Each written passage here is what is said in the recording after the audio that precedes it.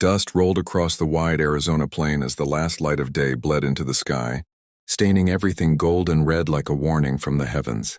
And that was the moment Clara Everett realized her life as she knew it had ended. She sat on the back of a wagon, wrists trembling, heart beating like a trapped sparrow, her blue dress thin from months of hardship, her blonde hair tangled with the desert wind, staring ahead at the small adobe homestead where she was being delivered. Like a purchased object, rather, than a living soul. All because her uncle, drunk, bitter, and drowning in debts, had traded her to a poor Apache farmer in exchange for clearing what he owed, and she had been given no choice, no voice, no dignity in the matter, only a name whispered to her by the trader who handed her off. Nantan, a man she had never met, a man who was said to live alone on the edge of tribal lands, a man known not for wealth or power but for silence, pride, and a kind of ferocity that made even white men step aside. Yet when the wagon stopped and she was pushed forward, expecting violence or coldness or hunger in his eyes, she instead saw something entirely different.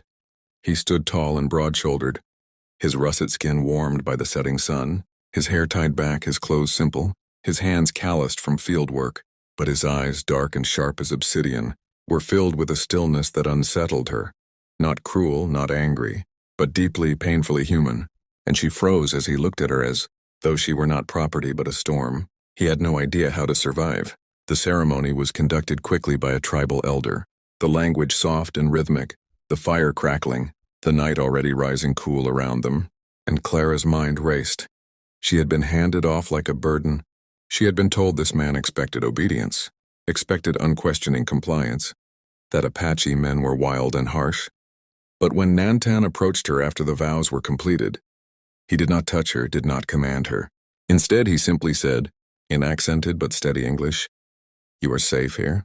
No one will hurt you."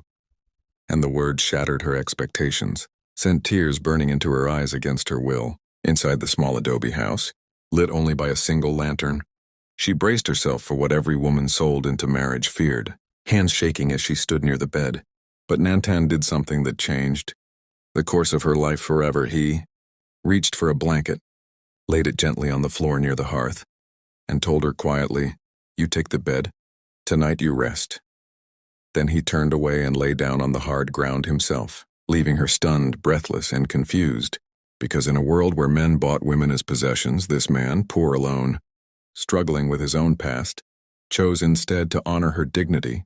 And as she lay in the bed that first night, staring at the ceiling, listening to his steady breathing from the floor, feeling the safety she had never expected,